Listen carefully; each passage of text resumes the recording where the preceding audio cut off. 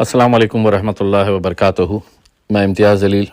سب سے پہلے تو میں آپ لوگوں سے معذرت چاہتا ہوں کہ میں آپ لوگوں کا شکریہ ادا کرنے میں تھوڑی سی دیری ہوئی۔ اس کی وجہ یہ ہے کہ کل لگاتار تقریباً 12 گھنٹے گاڑی کے اوپر بیٹھ کے اورنگ آباد سے تھانے تک کا سفر طے کرنا، اس کے بعد بہت زیادہ سیویئر پین، بیک پین ہو گیا تھا، جس کی وجہ سے آج دن میں مجھے 2 مرتبہ فزیو تھراپی کروانی پڑی۔ لیکن الحمدللہ آپ لوگوں نے جس طریقے کا رسپانس کل کے دن دیا، میں لفظوں میں اس کا شکریہ ادا نہیں کر سکتا ہوں۔ یہ ہم نے جتنے بھی لوگوں نے آواز دی تھی، ہم سب نے مل کر جو کوششیں کی تھی کہ ہمیں ممبئی جانا ہے اور سوتی ہوئی سرکار کو جگانا ہے، پولیس سے سوال کرنا ہے،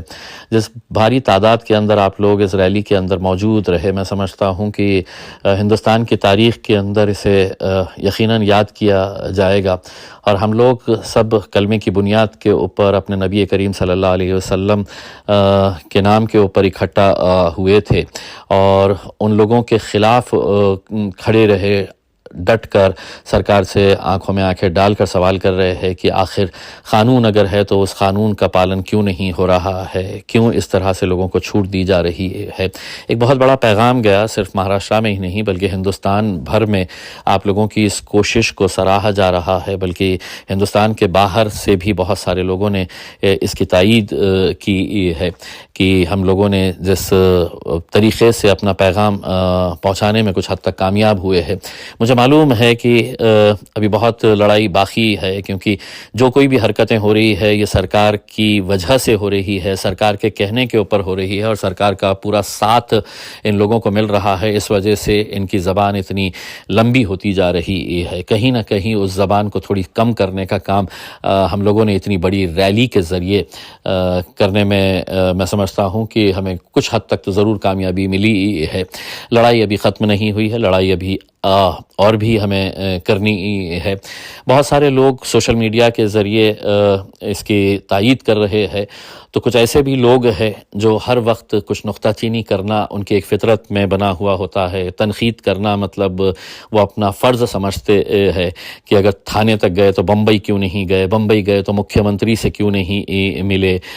اس طرح کے بہت ساری باتیں کر رہے ہیں۔ لیکن کچھ باتیں ایسی ہوتی ہے جو حکمتاً کرنی پڑتی ہے، اور کل ہم نے جو فیصلہ لیا ہے، میں سمجھتا ہوں کہ ہم نے اتنی بڑی ریلی نکال کر الحمدللہ جس طریقے سے ڈسپلن کا مظاہرہ کیا گیا تھا، جس اچھے طریقے سے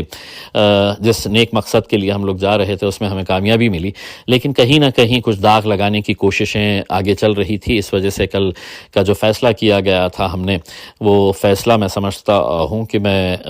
بہت کچھ اس کے بارے میں بتا نہیں سکتا ہوں، لیکن الحمدللہ یہ پورا اچھے طریقے سے ہو گیا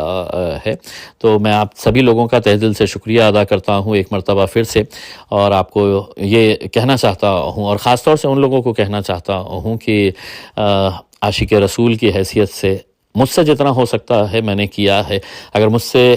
بڑا کوئی عاشق رسول ہے تو یقیناً آپ بھی آواز دے، آپ بھی اپنے طور کے اوپر اگر کچھ کرنا چاہتے ہیں تو کرے۔ ہم بالکل آپ کا پوری طاقت کے ساتھ دیں گے، آپ کے پیچھے کھڑے رہیں گے۔ تو جو لوگ اس ریلی کے اندر شامل ہوئے ہیں، ذاتی طور کے اوپر میں ان کا شکر ادا کرتا ہوں، اور جو لوگ کسی وجہ سے نہیں آ سکے ہیں، خاص طور سے ہمارے بزرگ ماں بہن جنہوں نے ہمارے لیے دعائیں کی، اور صرف مہاراشٹر نہیں، ہندوستان نہیں بلکہ دنیا کے بہت سارے حصوں میں اس کی کامیابی کے لیے دعا کی گئی تھی، تو میں ان تمام لوگوں کا تہ دل سے شکریہ ادا کرتا ہوں۔ جزاک اللہ خیر۔